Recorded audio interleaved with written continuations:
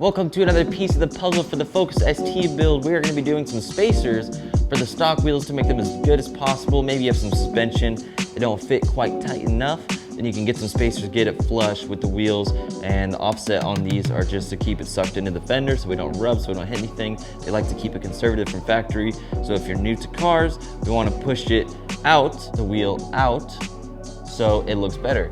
That is some more flush fitment, as they would say. So if you guys are new here, this channel is all about, well, actually this and the brand ClimbRspeed.com. The shirts are on sale right now. The brand is all about building confidence in the garage, learning one car at a time. Right now is the Focus ST.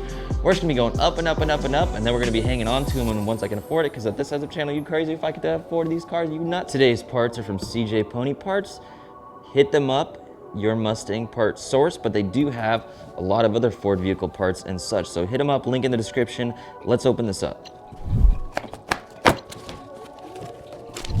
Our packing slip. Here are our spacers.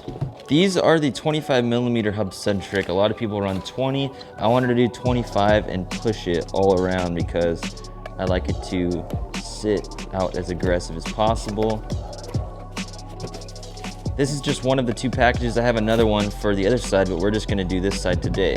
This is what they look like. You got your stock lugs that will go in these holes, and then the wheels will go onto these now. Good quality, they're black, so they blend in. Let's get to installing them.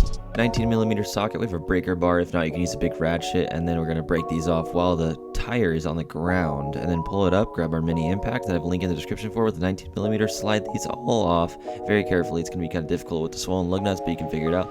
Throw on the spacer, put the little bolts on, zap them on slowly so you get it on evenly. Put it about 100 foot-pounds of torque approximately. That's what I like to do. I can kind of feel it out now, and then we have a final looking product that looks great. Let's zap it back on, torque to 100 foot-pounds almost, then we put on the ground. We really want to make sure that it's tight. Do star pattern, then if you look, it looks pretty good, but I want to show you something right here. The you would think the shock would travel up and down, you might hit the fender. No, it kind of rolls in, so when it hits bumps, it kind of rolls up in the fender, so you don't have to stress about it hitting anything. The before and after looks amazing. Let's do the rear.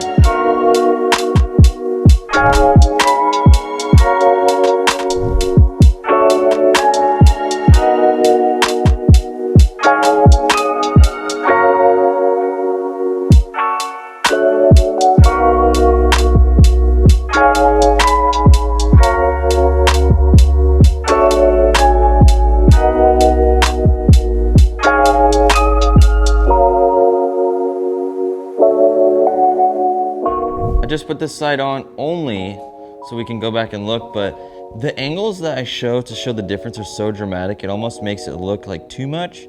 But when you're in person, it looks much, much better. And then we go over here and you can see how much fender gap and all that we got going on. You can see the fender line over the tire, a couple over here. Pretty much gone. I can't even get in there and get an angle. Let's go over to CJ Pony Parts, link in the description. Go pick up some yourself. They're pretty cheap for a car part, and they're super easy to install and super minimal tools. So I encourage you guys to go out there and do this. It's super simple. I hope this explained everything. And click the playlist that's on the screen right now to the Focus build, and make sure you hit every single part you don't want to miss. This car is going to be rad. We got the wrap over there. We've got some other major modifications in that other box over there.